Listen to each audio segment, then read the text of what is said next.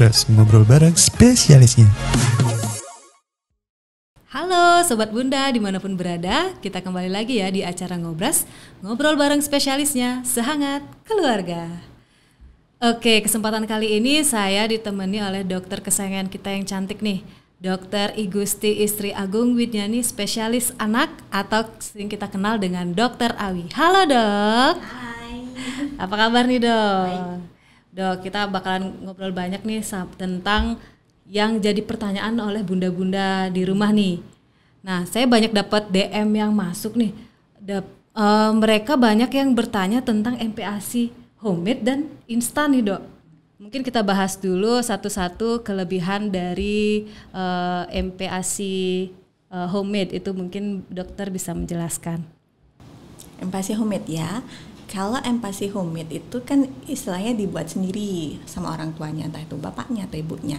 Jadi kalau dibuat sendiri otomatis sudah tahu nih komponen yang dipakai, yang dipilih itu apa, karbohidratnya apa, lemaknya apa, proteinnya apa, dan seratnya apa. Serta bahan penyedap yang digunakan udah pasti nih orang tua pasti memilih yang terbaik untuk si anak. Jadi untuk masalah keamanan dan nutrisinya harusnya si orang tua sudah yakin jika memang sudah tepat dan benar untuk cara proses pembuatan MPASI. Jadi dia yakin dulu nih berapa persen, berapa gram harus dipakai karbohidratnya, berapa gram harus dipakai protein dan lemaknya, seperti itu.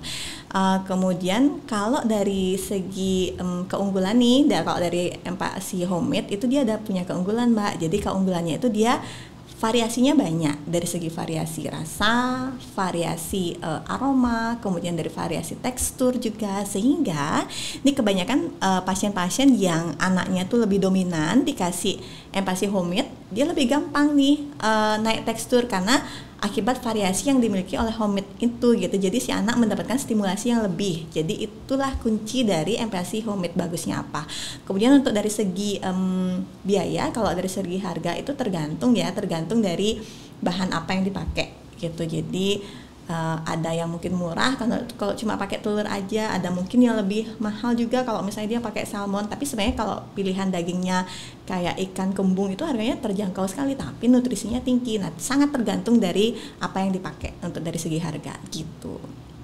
Oke dokter, berarti untuk MPASI homemade itu sendiri karena kita bisa memilih variasinya, jadi lebih ada stimulasinya gitu ya dok ya. Kemudian bisa lebih ekonomis juga sesuai yang kita pilih gitu. Tergantung juga sih. Ya, kalau misalnya dia dagingnya dipilih yang mahal ya udah lebih mahal jadinya gitu. Iya benar dok. Kalau misalkan MPASI instan itu gimana dok?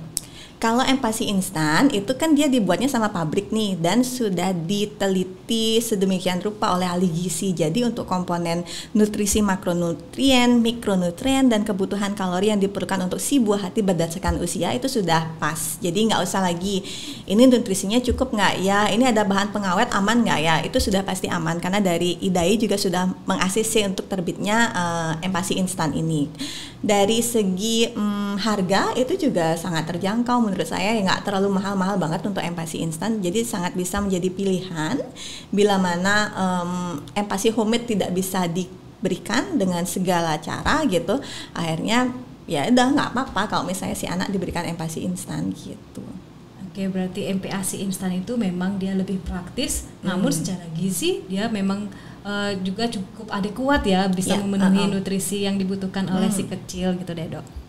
Kalau kita bandingkan nih antara homemade dan instan, dokter merekomendasikan seperti apa ya? Kalau kalau kami dari IDAI memang menganjurkan yang homemade.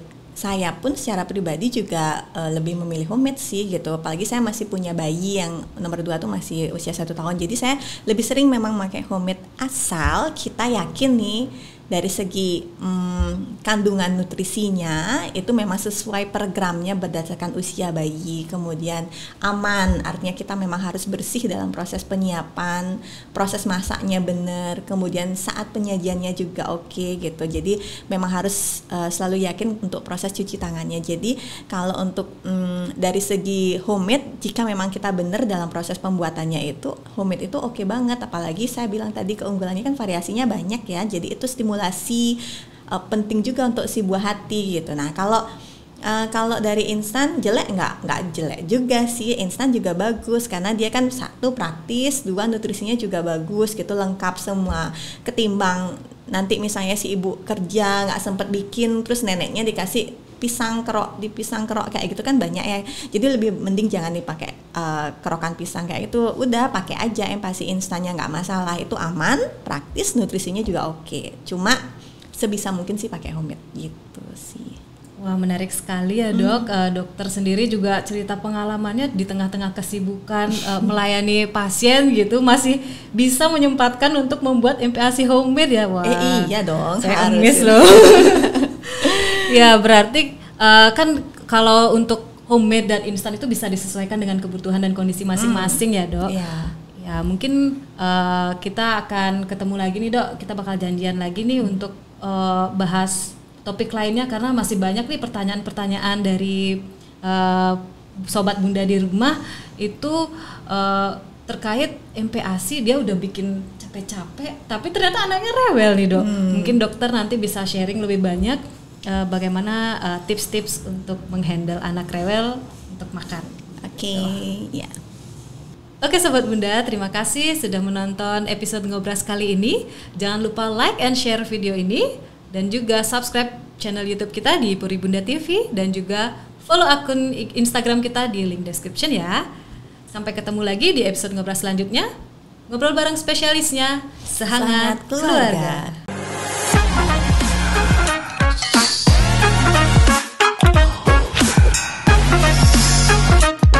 Ngobras, ngobrol bareng spesialisnya.